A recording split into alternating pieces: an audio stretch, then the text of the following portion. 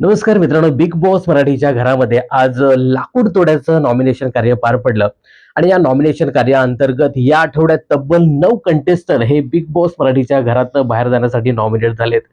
चौथ्या आठवड्यामध्ये फार जबरदस्त कंटेस्टंट नॉमिनेट झालेत आणि मजा येणार आहे.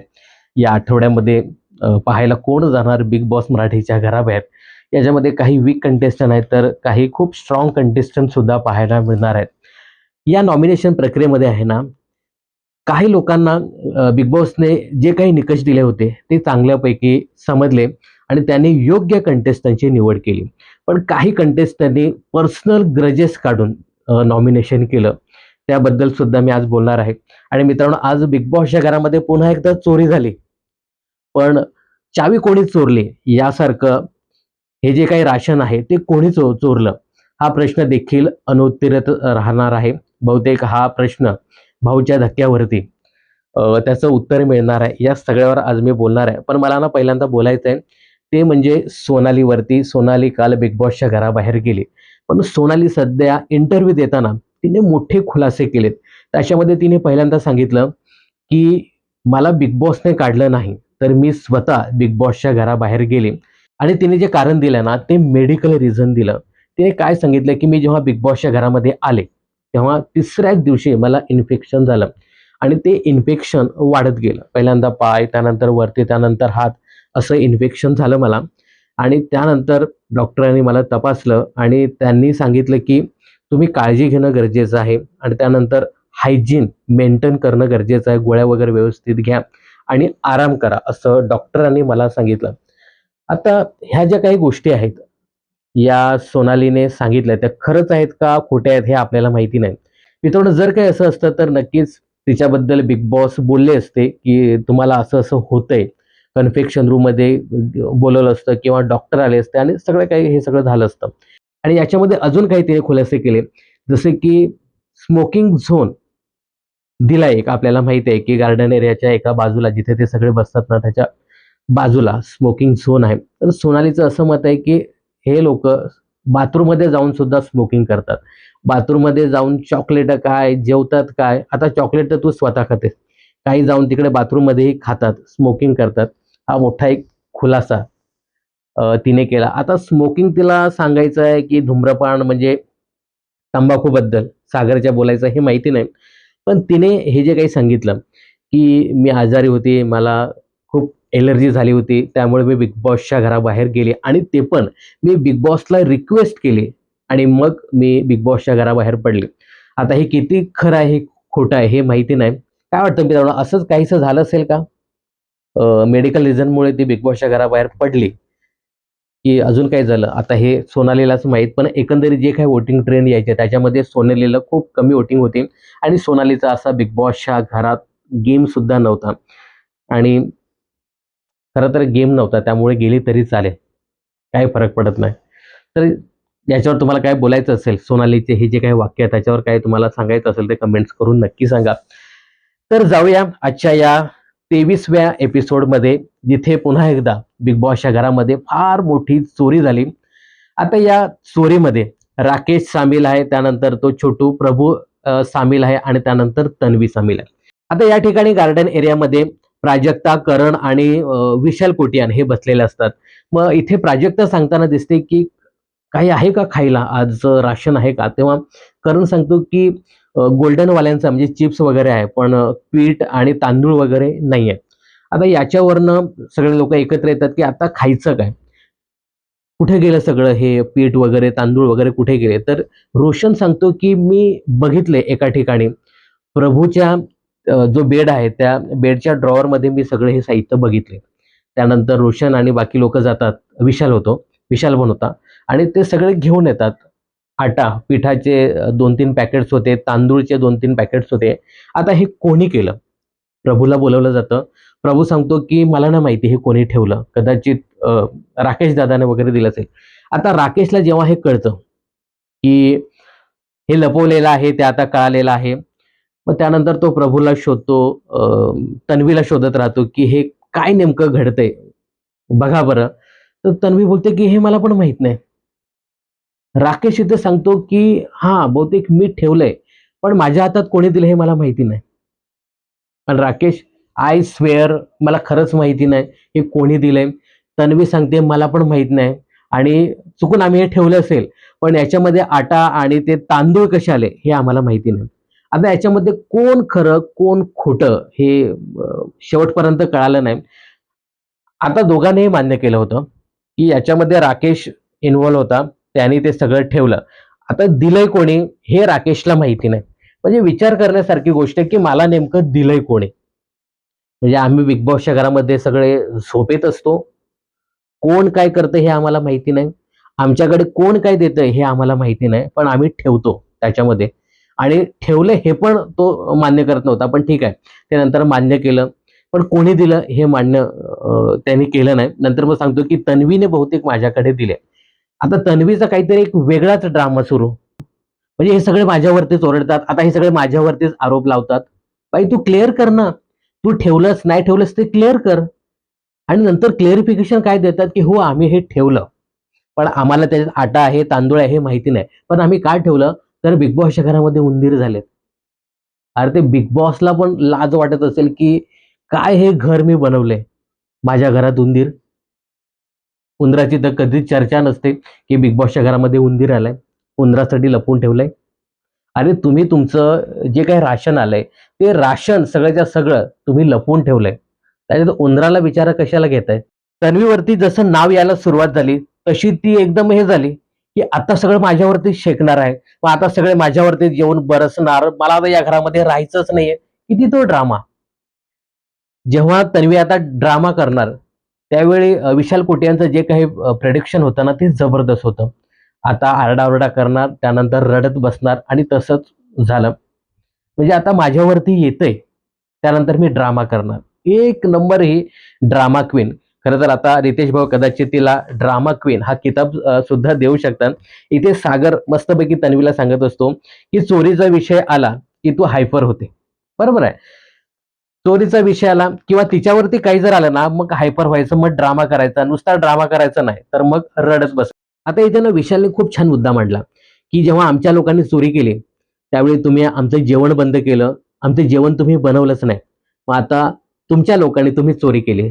मग आता याच्यावरती काय निर्णय असेल?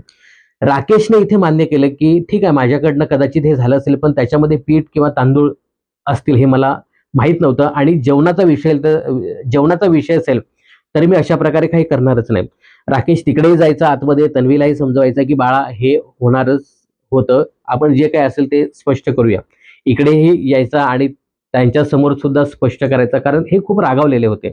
आणि राकेश सांगत होता, की माझ्याकडनं हे नाही होणार. इथे आयुषची धाडाधडती घेताना राकेश दिसला. राकेशचं मत असं होतं आयुषच्या बाबतीत, की तू का त्यांच्या बाजूने बोलत होतास? तू माझ्या बाजूने थांबायला हवं होतंस ना? तेव्हा आयुष सांगतो, की "सर, तुम्हीच मान्य केलं, की तुम्ही हे सगळं केलं म्हणून." तरी नाही बोलतो, "तू असं बोलायला नको हवं होतं." इथे आयुष बोलला, की "हे बघा, तुम्ही मान्य केलं होतं आणि शेवटी काय, की मी जर बाजू घेतली नाही, तर मला इथे नाही, परंतु भाऊच्या धक्क्यावरती बोलावंच लागेल." तर राकेशचं म्हणजे तुम्ही याने पण माझ्या बाजूने बोलायचं, त्याने माझ्या बाजूने बोलायचं. अरे तू स्पष्ट मान्य करतोय ना, की तू चोरी केलीस म्हणून.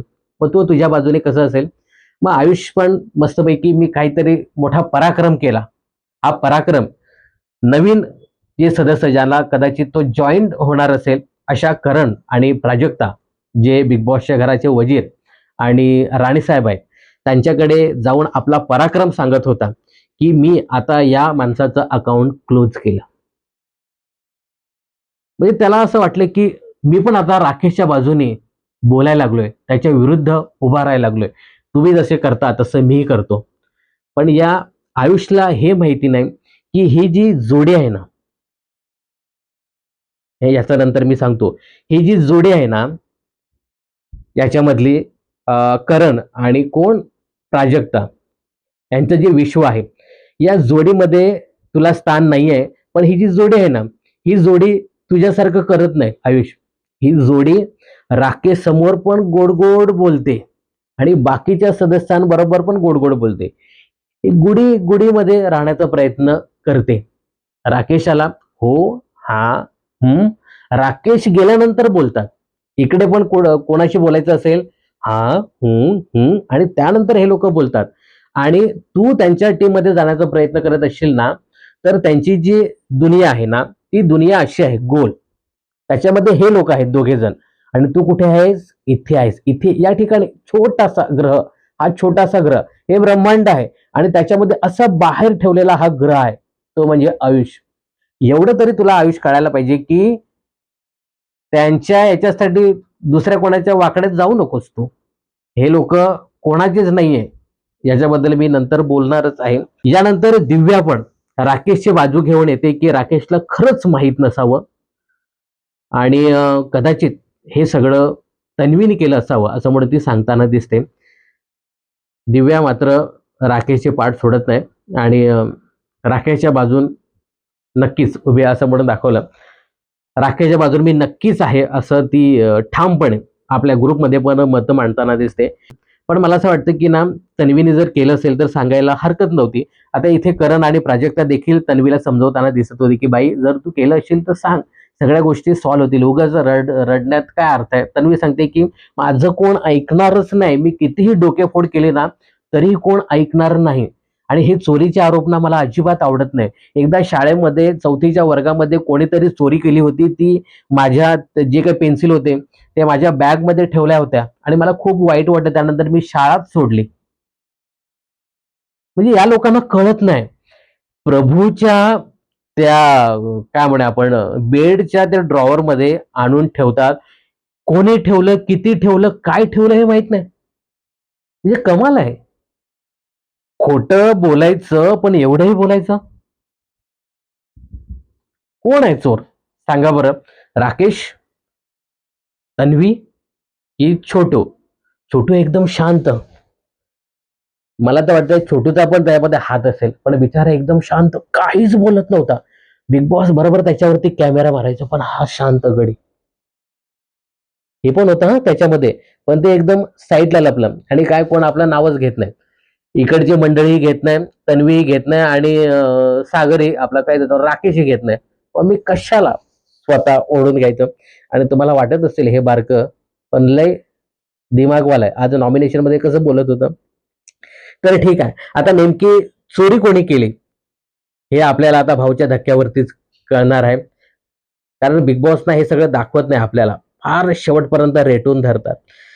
ठीक आहे, ते आपल्याला नंतर कळणारच आहे. परंतु तन्वीने फार ड्रामा केला, फार म्हणजे फार ड्रामा केला. मला तर राहायचंच नाही बिग बॉसच्या घरामध्ये. बिग बॉस दार उघडा आणि जाऊ दे. बिग बॉसने खरंच दार उघडायला पाहिजे. बघितली असते तिची मजा, खरंच ही जाते काय. आता याच्यामध्ये ती तन्वी त्या दीपाली ताईवर पण चढली की तू बाहेर वेगळं बोलते आणि इकडे येऊन वेगळी बोलते. म्हणजे तेव्हा तन्वीला खरंच काय कळत नाही काय करायचं आणि फार हायपर होते आणि ती सांगते ना मी खूप हायपर होते म्हणून. तर ठीक आहे, त्यानंतर बिग बॉस इथे यावेळी जोड्यांमध्ये ठेवणार आहेत स्पर्धकांना आणि हा जो टास्क आहे ना तो खरंच खूप छान होता. गेल्या वर्षीचा मला टास्क आठवतो ज्याच्यामध्ये निकी तांबोळी आणि अभिजित दादा सावंत यांची जी काही जोडी होती ना ती कमाल होती जोडी. पेशन्स असावे ना तर अभिजित सावंत सारखे निकी तांबोळीला पूर्ण 1 आठवडा हँडल केलं, सांभाळलं आणि त्यानंतर किती लोकांचे वर्षाव त्यांनी सहन केले अभिजित सावंतने. आता हे लोक तेवढं सहन करतील का हे पाहणं खूपच इंटरेस्टिंग ठरणार आहे. तर याच्यामध्ये पहिली जोडी दीपाली आणि दिव्याची, तेव्हा सगळे हसायला लागले. पण त्यानंतर आता सागरची जोडी कोणाची असेल तर सागर प्रभू प्रभू प्रभू करत होता आणि प्रभूची जोडी आली. त्यानंतर तन्वीची जोडी कोणाची, तन्वीशी फुगून बसलेली, मनातल्या मनात हसत पण होती पण फुगून बसलेली. तन्वीची जोडी रुचिता, रुचिता अशी तोंड पाडून बसलेली की यार हिची जोडी मला यायला नको, पण आली. विशाल जेव्हा होता, अरे विशाल, राकेशची जोडी येते काय विशाल सोबत, पण ओमकारची आली. त्यानंतर राकेशसाठी बिग बॉसने खूप मोठा पॉज घेतला आणि शेवटी अनुश्री बरोबरच होते. रोशन आणि प्राजक्ता ही जोडी पण आहे ना थोडीशी विरुद्ध आहे. त्यानंतर सगळ्यात भारी जोडी जी होती ना ती करण, सचिन आणि आयुष. तर अशा प्रकारे यांच्या जोड्या केल्या. त्यानंतर राकेश इथे सांगताना दिसतो की मला आहे ना टॉयलेटला उठावं लागतं रात्री, तू येशील ना नाहीतर मी इथेच चूक करेन. तर ते भारी होतं. त्यानंतर चला आपण नॉमिनेशन कडे वळूया. चोरी आणि त्याच्यामध्ये तन्वीचं रडणं आणि राकेशचं मान्य अमान्य याच्यामध्ये अर्धा वेळ निघून गेला. त्यानंतर नॉमिनेशन टास्कही खूप वेळ घेतला. तर बघूया नॉमिनेशन टास्क कसा झाला आणि त्याच्यामध्ये कोणी चांगले मुद्दे मांडले आणि कोणी पर्सनल ग्रजेस काढले. तर या टास्क अंतर्गत जो विकेस कंटेस्टंट आहेत त्यांची नावं घ्यायची आहेत. पहिल्यांदा बिग बॉस इथे सांगताना दिसतात की लाकूड तोड्या हा फार प्रामाणिक होता, परंतु आताचा जो काळ आहे ना तो आहे कलियुग. त्यामुळे कधी काय होईल हे सांगता येत नाही, कोण कसं काय रिॲक्ट होईल हे सांगता येत नाही. आता इथे बिग बॉसने क्लिअर केलं होतं की कलियुग आहे, त्यामुळे तुम्ही कसंही काहीही वागू शकता. कलियुगचा इथे त्यांनी उदाहरण दिलं होतं. आता याच्यामध्ये ब्राउन्स आणि सिल्वर अशा दोन कुऱ्हाडी ठेवल्या आहेत. ब्राउन्समध्ये तुम्ही 2 सदस्य नॉमिनेट करू शकता आणि सिल्वरमध्ये तुम्ही 3 सदस्य नॉमिनेट करू शकता. आता याच्यामध्ये एकाने केलं तर मेंढरासारखे सगळेच सिल्वर घेत सुटले आणि 3-3 कंटेस्टंट त्यांनी नॉमिनेट केले. तर बघूया इथे पहिल्यांदा बोलवतात ते म्हणजे रुचिता. मित्रांनो, मी पहिल्यांदा इथे ना रुचिताची पहिल्यांदाच तारीफ करणार आहे, तिचं कौतुक करणार आहे. कारण तिने योग्य कंटेस्टंट निवडलं असं माझं मत आहे. याबद्दल तुमचं काय मत आहे हे कमेंट्स करून नक्की सांगा. इथे रुचिताने सिल्वर निवडले आणि 3 कंटेस्टंट ती इथे नॉमिनेट करणार होती. पहिला कंटेस्टंट होता तो म्हणजे ओमकार. ओमकार हा सध्या बिग बॉसच्या घरातील सगळ्यात विकेस्ट कंटेस्टंट आहे आणि योग्य पद्धतीने तिने मुद्देही खूप छान मांडले. इथे सांगते की ओमकार अजूनही मला फॉलोअर्स वाटतो, तो अजूनही दुसऱ्यांच्या बाजूनेच किंवा दुसऱ्यांना फॉलो करतो, त्याचा स्वतःचा असा वैयक्तिक गेम नाही. त्यानंतर ओमकारने काय ही फालतूगिरी असा शब्द वापरला आणि त्यांच्यामध्ये थोडंसं रुचित आणि ओमकारमध्ये थोडीशी तू-तू पाहायला मिळाली. मला असं तेव्हा वाटलं की हाच शब्द जर टोळी टीमकडनं आला असता तर त्याच्यावरती खूप राडा झाला असता. पण ठीक आहे, थांबलं ते. त्यानंतर सचिन भाऊचं नाव घेतलं. मित्रांनो, सचिन भाऊसाठी ना मला थोडंसं वाईट वाटलं आणि कधी-कधी मला असं वाटतं की सचिन सारख्या कंटेस्टंट बिग बॉसच्या घरामध्ये स्थान नाही असं मला कधी-कधी वाटतं सुद्धा. पण सचिन सारखे सुद्धा कंटेस्टंट असायला पाहिजेत. सचिनसाठी तिने डायरेक्ट सांगितलं की फार वीक कंटेस्टंट आहे, अजूनही खेळात आलेला नाही. त्यानंतर आयुषसाठी बऱ्याच लोकांनी ज्यांनी ज्यांनी आयुषला नॉमिनेट केलं तर कॅप्टन्सीचाच मुद्दा काढला. खरं तर याच्यावरती कदाचित आहे ना रितेश भाऊ बोलू शकतात की मी जे बोललेलो आहोत तेच मुद्दे तुम्ही बिग बॉसच्या घरामध्ये काढायचे नाही, परंतु कॅप्टन्सीचा मुद्दा इथे सर्रास सगळ्यांनी काढला आणि तो आयुषलाही मान्य झाला आणि त्यांनी ते ॲग्री केलं. तर इथे पहिल्यांदा ओमकार, आयुष आणि सचिन नॉमिनेट झाले. त्यानंतर आयुष्याला आता म्हटलं हा कोणाला करतो, पहिलंच नाव त्याने घेतलं ते म्हणजे ओमकारचं. म्हणजे खरंच खूप शॉकिंग होतं की हे दोघे खूप चांगले मित्र आहेत. त्या पद्धतीने पहिलंच नाव आयुषकडून ओमकारचं येईल असं वाटलं नव्हतं. पण आता आयुषला काय आहे ना की दिसायचं आहे गेममध्ये, त्यामुळे त्याला असं झालं की कळत नाही पण मला दिसायचं असं एकंदरीत त्याचं झालं असावं. इथं ओमकारचं नाव तो घेतो आणि सांगतो की जास्त तो दिसत नाही, प्रयत्न करतोय मित्रा, सॉरी. नॉमिनेट करायचं आणि मग सॉरी बोलायचं, हे काय आपल्याला पटत नाही बुवा. त्यानंतर प्रभू सोयीनुसार तो खेळतो. प्रभू आहे ना यावेळी खूप टार्गेट झाला, म्हणजे प्रत्येकाने प्रभूला टार्गेट केलं, प्रत्येकाने. तुम्हाला माहिती नाही जे बिग बॉसच्या घरामध्ये त्यांना काय माहिती बिचाऱ्यांना, यावेळी प्रभूला सगळ्यात जास्त वोटिंग झाली होती. मी नंतर जे मला माझ्याकडे वोटिंग ट्रेंड आले होते ना त्याच्यामध्ये मी बघितलं की प्रभूला यावेळी सगळ्यात जास्त वोटिंग झाली होती आणि त्या पद्धतीने त्याला सेव्ह सुद्धा केलं होतं. आणि या कंटेस्टंटला बिग बॉसच्या घरातील या कंटेस्टंटला माहिती पाहिजे की प्रभू आणि दीपाली सय्यद या लोकांना सगळ्यात जास्त वोटिंगमुळे पहिल्यांदा सेव्ह केलं त्यांना. कुठे कुठे या सदस्यांची लक्ष असतात मला माहिती नाही, पण ठीक आहे. प्रभूला बऱ्याच जणांनी टार्गेट केलं, त्याचा गेम दिसत नाही आणि वेगवेगळे मुद्दे सोयीनुसार वागतो असे काही मुद्दे दिले आणि त्याला नॉमिनेट केलं.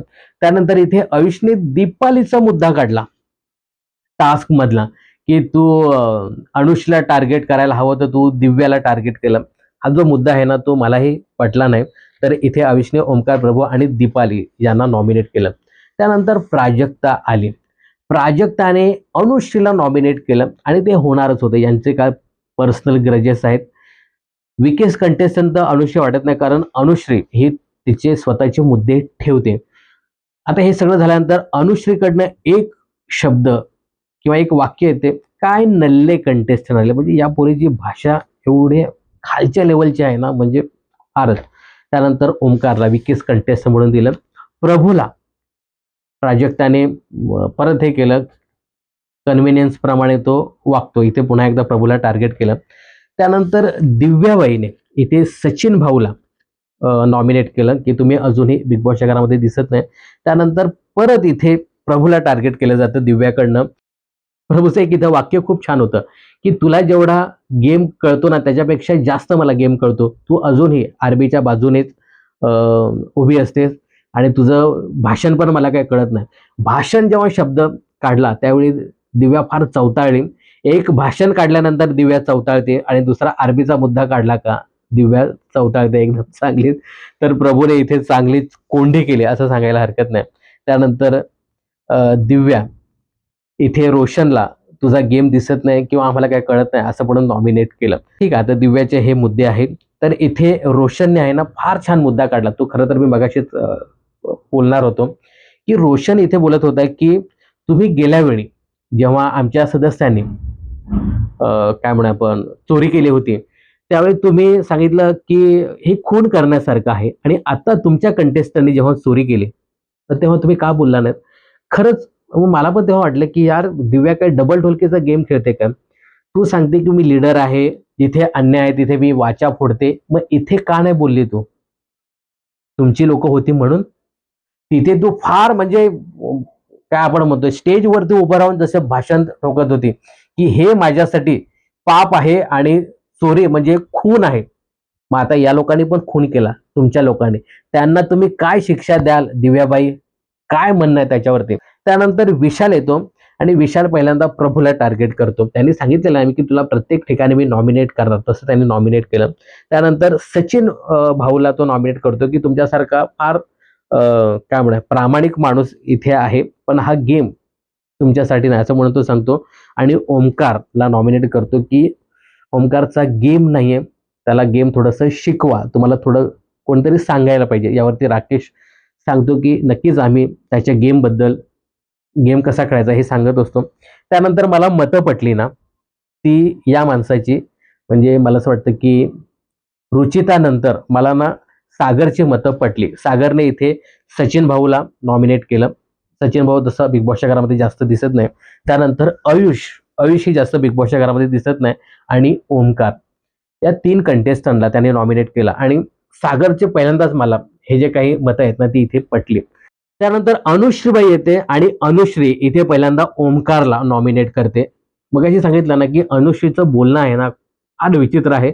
आता इथे हा मुद्दा काढायचा काय गरज होतं की खायला फार आणि भुईला भार. तुझं खातो का तो.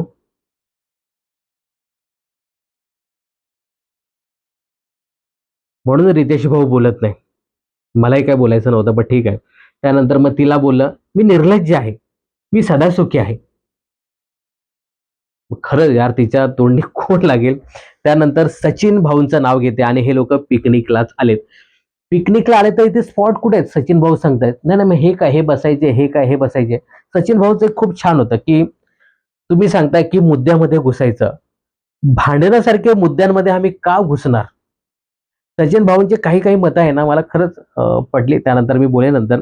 त्यानंतर इथे आयुषला तिने नॉमिनेट केलं आणि आयुषचा कॅप्टन्सीचा मुद्दा इथे काढला. त्यानंतर दीपाली ताई येतात. दीपाली ताई हिने काही मुद्दे फार छान मांडले. याच्यामध्ये पहिल्यांदा आयुषचं नाव घेतलं. आयुषचं नाव तिने यासाठी घेतलं कारण आयुषने तिला नॉमिनेट केलं. त्यानंतर करणला पहिल्यांदाच कोणीतरी नॉमिनेट केलं ते म्हणजे दीपालीने. तिचं असं मत आहे की तो इकडे तिकडे बसतो, मुद्दे व्यवस्थित मांडत नाही. खरं तर मी तुम्हाला सांगू का, आता बघा करण ना माझा तो लाडका ना ती प्राजक्ता लाडकी, दोघेही लाडकी बहीण आणि भाऊ योजनेमधले आहेत. हे या लोकांना कोणी का नॉमिनेट करत नाही. यांचा बिग बॉसच्या घरामध्ये गेम कुठे आहे सांगा बरं. कुठेच नसतात हे. यांच्याबद्दल कोणीच काही बोलत नाही का. हे लोक इकडेही गोड बोलतात, हे लोक तिकडेही गोड बोलतात. कधी कधी वाटतं हेच गेम खेळतात. यांचं ते प्राजक्ताबद्दल कोणीच काय बोललं नाही. करण बद्दल दीपाली बोलली तरी म्हणजे प्राजक्ताबद्दल कोणाचंच काही मत नाही. यामध्ये मी ना टोळी टीमचं मनापासून कौतुक करेन. टोळी टीमने आपले जे काही 4 कंटेस्टंट आहेत त्यांची अजिबात नावच घेतली नाही. मात्र हे जे काही फुटीर मतवादी हे जे आहेत ना यांनी आपल्याच लोकांची नावं घेतली, टोळी टीमवाल्यांची नावच घेतली नाही. तुम्ही विचार करा. मग खरंच राकेशने त्यासाठीच पुरी टीमचं कौतुक केलं. असा गेम असतो मित्रांनो. त्यानंतर इथे करणला ती नॉमिनेट करते आणि सचिन 4 आठवड्यानंतर तुम्ही दिसलात असं म्हणून दीपालीने आयुष, करण आणि सचिनला नॉमिनेट केलं. त्यानंतर रोशन मित्रांनो, आज मनापासून मी सांगतो, रोशनने आज जे काही मुद्दे ठेवले नॉमिनेशनमध्ये ते पटले तर नाहीच, पण त्यानंतर रोशन जे काही बोलला की मलाच ते सगळं अन्नाचं कळतं, मी ते काम करतोय, तोही मुद्दा पटला नाही. रोशनने इथे पहिल्यांदा तर पर्सनल ग्रजेस काढून नॉमिनेट केले हे कंटेस्टंट. बिग बॉसचे स्ट्रिक्टली सांगितले की विकेस्ट कंटेस्टंट तुम्ही नॉमिनेट करायचे.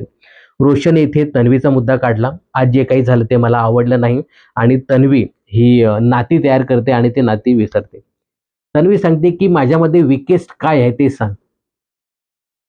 तन्वी विकेस्ट कंटेस्टंट नाहीच आहे. म्हणजे मला असं वाटतं की आजच्या टास्कमध्ये ती रुचिता खरंच चांगली की तिने योग्य कंटेस्टंट नॉमिनेट केले. त्यानंतर राकेशचा जो काही मुद्दा आहे की तुम्ही अजून पण मागून खेळता, दिव्याला पुढे ठेवता. मला असं वाटतं की राकेश पण एवढा काही वीक नाहीये. त्या मानाने अजून बरेच कंटेस्टंट होते. जसं मी मगाशी सांगितलं ना, की त्या जोडीचं म्हणजे प्राजक्ता आणि त्या करणचं कोणीच नाव घेत नाही. बाकी पण वीक कंटेस्टंट होते. परंतु नाही, पर्सनल ग्रजेस मला इथे ना पहिल्यांदाच रोशन असा वाटला, की त्याने काय म्हणूया आपण, इथून तो नाही खेळला. नेहमी इथून खेळतो ना, तो इथून डोक्यातनं खेळला तो. राग आहे मला, असं म्हणून त्याने तो दिसला इथे प्रत्यक्षपणे. तर इथे राकेशचं त्याने नाव घेतलं आणि दिव्या ताई ही सतत इंग्लिश बोलते. दिव्या पण छान बोलली, की मला पण काय कुठली भाषा ती त्यांची ती अहिराणी अहिराणी नाही, अमरावती जे काहीतरी भाषा ती मला पण येते, मला पण येते असं म्हणून ती बोलायला लागली. पण मी प्रत्येक ठिकाणी ते काढत नाही. तर असे 3 कंटेस्टंट एकाच ग्रुपचे त्यांना त्याने नॉमिनेट केलं आणि त्यानंतर मला राशनची किंमत आहे, मी ते काम करतोय, कोणाला अशी किंमत नसेल, सगळे जेवण तुम्ही तसेच फ्रीजमध्ये ठेवता आणि त्यानंतर टाकता. याच्यावरती पहिल्यांदा कोण सागर भाऊ बोलला, की तुलाच किंमत आहे, बाकीच्यांना किंमत नाही का? आणि त्यानंतर बाकीचे सगळे, मग विशाल पण बोलला आणि बाकीचे सगळे सदस्य बोलायला लागले. तर हे जे ठीक आहे, कालपर्यंत तू खूप छान वागत होतास, आताही छानच वागतोस असं नाहीये. पण प्रत्येक वेळी असे जर मुद्दे काढत असशील, की मलाच सगळं काही मलाच सिंपती द्या या मुद्द्यावरती, तर असं प्रत्येक वेळी होणार नाही. रोशनने इथे तन्वी, राकेश आणि दिव्या स्पष्ट सांगतो, की पर्सनल ग्रजेस म्हणून रोशनने इथे नावं घेतली. वीकेस्ट कंटेस्टंट पैकी मला असं वाटतं, की दिव्या कदाचित असू शकते. कारण दिव्याचा असा गेम अजूनही बिग बॉसच्या घरामध्ये आपल्याला दिसलेला नाहीये. त्यानंतर हे प्रभू, प्रभूने नाव घेतलं ते म्हणजे प्राजक्ता. प्राजक्ता अशी जास्त बोलताना दिसत नाहीये. प्राजक्ताचा गेम अजूनही बाल्कनीतच आहे. चला कोणाला तरी कळलं बाबा प्राजक्ताचं नाव घ्यायला. त्यानंतर प्राजक्ता अशी चवताळली. माझं नाव घेतो, मी तुला लाड करते, माझं नाव घेतो. त्यानंतर आयुषच्या कॅप्टन्सीवरती आयुष, बाबा घे बाबा आणि संपव एकदाच असं म्हणून. आणि विशालचा चड्डीतला मुद्दा, विशालच्या चड्डीत चॉकलेट ठेवतो, चड्डीत दही ठेवतो. विशाल आहे का रे बी प्रभू? हे प्रभू, नॉमिनेट करायचं म्हणून असं करायचं नाही प्रभू. त्यानंतर राकेश येतो आणि मला तुम्ही फार चांगले माणूस वाटलेला होता, परंतु तुम्ही इन्फ्लुएन्स खाली खेळता. इथे राकेशने पण रोशनला नॉमिनेट करायची काही गरज नव्हती. रोशनला इथे पहिल्यांदा नॉमिनेट केलं, त्यानंतर आयुषला नॉमिनेट केलं, कॅप्टन्सीचा मुद्दा काढून नॉमिनेट केलं आणि इथे टोळीचं मात्र कौतुक केलं. आयुषला का नॉमिनेट केलं, तर राकेशला सपोर्ट केला नाही आयुषने, तर तो इथे राग त्याने काढला. त्यानंतर सचिन दादा त्यालाही नॉमिनेट केलं. सचिनसाठी बोलताना की दादा तुमच्यासाठी हा गेम नाही आहे, जा तुम्ही, आम्ही बघतो, आम्ही हा खेळ खेळतो, तुम्ही जा घरी. त्यानंतर भाई करण येतो. करण पहिल्यांदा अनुषला नॉमिनेट करतो आणि म्हणतो की माझ्या मैत्रिणीला, आमचं हे आयुष्य आहे, इथे मी आहे, इकडे प्राजक्त आहे आणि या ठिकाणी इकडे हा दिसतं का, या ठिकाणी तो आयुषला ठेवलाय आम्ही, मी इथे प्राजक्ता, आम्ही दोघे आतमध्ये इकडे आहे. तर माझ्या मैत्रिणीला तुम्ही नॉमिनेट केलं, तुम्ही रूल्स फॉलो करत नाही, नॉनसेन्स. तर अनुषलाही पहिल्यांदा नॉमिनेट केलं जातं आणि दीपालीला का नॉमिनेट केलं त्याने, कारण दीपालीने करणला नॉमिनेट केलं होतं आणि ओमकारला साहजिकच नॉमिनेट केलं. त्यानंतर सचिन भाऊ आहे ना, फार इमोशनल सचिन भाऊने आज केलं आणि वाटतं की ज्या पद्धतीने सचिन भाऊने इमोशनल केलं, तर मला असं वाटतं की पुढच्या पुढच्या म्हणजे उद्या जे काय वोटिंग ट्रेंड येईल ना, त्याच्यामध्ये सचिन भाऊ तगडी तगडी मतं घेताना दिसेल. इथे पहिल्यांदा दिव्याला त्याने नॉमिनेट केलं आणि दिव्या माझी चिमणी म्हणजे कदाचित मुलीला सचिन भाऊ रिअल मुलीला चिमणी सांगत असेल आणि हे बघवत नाही असं आणि काय आपलं आरबी आणि दिव्याच्या नात्याबद्दल भाष्य केलं. मला ना ते हे फार वाईट वाटलं. ते तोडायचं होतं नाही का आणि फक्त थोडंसं कट केलं त्याच्यावरती घाव घातले ना, तर ते कुठेतरी काय म्हणू आपण दिव्याला लागलं आणि बिचारे जाऊन तिने मिठी मारले आणि मुलीचा दर्जा दिला. तर ते बघून फार वाईट वाटलं.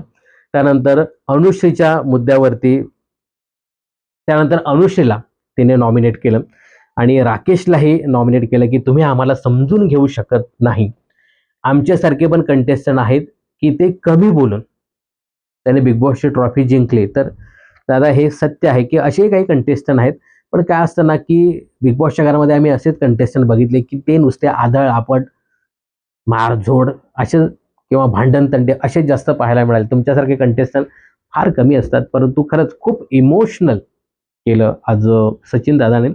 त्यानंतर तन्वी येते तन करत. पहिलं नाव घेते ओमकारचं, दुसरं नाव घेते आयुष्य, तिसरं नाव घेते दीपालीचं. ओमकारचं तर काय ऑब्व्हियसली कारण होते का हा दिसत नाही. आयुष्यची मात्र मैत्री काढली इथे. तू माझ्या पाठीमध्ये खंजीर खुपसलाय असं म्हणून आयुष्य तिने नाव घेतलं आणि दीपाली माझ्या पाठीमागे बोलली, समजवायला आली. पहिल्यांदा तिकडे बोलली. हिनीच चोरला असेल, अमुक-तमुक सगळं बोलली आणि बाळा तुला काय होतंय का? असं म्हणून ओमकार, आयुष्य आणि दीपालीची तिने नावं घेतली. मात्र इथे ओमकार येतो शेवटी आणि तो खूप इमोशनल करतो ओमकार. पहिलं प्रभूचं नाव घेतो, की तू वीक कंटेस्टंट आहे. तुझा गेम अजून कळत नाही. त्यानंतर सचिनबद्दल बोलतो, की सचिन भाऊ तुमच्यापेक्षा माझा गेम चांगला असावा आणि आयुषसाठी खरं तर आयुष आणि ओमकार हे जेव्हा पहिल्यांदा घरामध्ये एकत्र आले तेव्हा त्यांच्या खूप बॉन्ड झालं होतं आणि बोलत होते की आपण असा गेम खेळूया तसा गेम खेळूया आणि त्यांच्यामध्ये सुरू सुद्धा होतं. पण आता आयुषला काय अवदसा सुचली आणि त्याने ओमकारचं नाव घेतलं आणि तो खूप हर्ट झाला. स्वतःचं नाव घेतल्यानंतर आणि ज्या पद्धतीने त्याची रिॲक्शन होती ना, ते सगळं तोडणं-बिडणं खूप राग होता. तर थोडासा राग आहे ना त्याने असं ठेवायला पाहिजे. तर ठीक आहे. इथे आयुष सांगत होता, की त्याच्याकडे खूप ऑप्शन होते, परंतु मलाच त्याने ऑप्शनमध्ये का निवडलं माहिती नाही. तर इथे ओमकार, प्रभू, सचिन आणि आयुष अशा कंटेस्टंटला नॉमिनेट करतो. त्यानंतर बिग बॉस सांगतात, की चला आता मी निर्णय देतो. तुम्ही काम केलेलं आहे तुमचं. तर यामध्ये सगळ्यात जास्त मतं मिळाली होती. ते कंटेस्टंट नॉमिनेट होणार आहेत. तर सगळ्यात जास्त मतं जी मिळाली होती ती म्हणजे ओमकार आणि आयुषला या दोघांना सगळ्यात जास्त मतं मिळाली होती. त्यानंतर त्याच्या खालोखाल सचिनला मिळाली, त्यानंतर प्रभूला, त्यानंतर 1-2 दीपालीला मिळाली होती. त्यानंतर एखाद दुसरं अनुश्रीला, एखाद दुसरं इथे दिव्याला, एखाद दुसरं राकेशला आणि रोशनला सुद्धा मिळाली होती. तर असे एकूण ओमकार, आयुष, सचिन, प्रभू, दीपाली, अनुश्री, दिव्या, राकेश आणि रोशन असे तब्बल 9 कंटेस्टंट 9 कंटेस्टंट हे या आठवड्यात बिग बॉस मराठीच्या घरात बाहेर जाण्यासाठी नॉमिनेट झाले. तर बघूया उद्याचे वोटिंग ट्रेंड काय येतात ना ते पाहणं खूपच इंटरेस्टिंग ठरणार आहे मित्रांनो. जबरदस्त, जबरदस्त होणार आहे. ओमकार, आयुष, प्रभू, दिव्या कोण जाऊ शकतो या आठवड्यात बिग बॉस मराठीच्या घराबाहेर हे पाहणं खूपच इंटरेस्टिंग ठरणार आहे. तर मित्रांनो तुमचा कोणाला सपोर्ट असेल हे कमेंट्स करून नक्की सांगा आणि हो काय वाटतं तुम्हाला ही चोरी कोणी केली असेल? राकेश, तनू की बारकं? कमेंट्स करायला विसरू नका. बिग बॉस आणि मनोरंजन क्षेत्रातील अशाच फिल्मी अपडेट जाणून घेण्यासाठी चॅनल जर सबस्क्राईब केलं नसेल तर जरूर करा.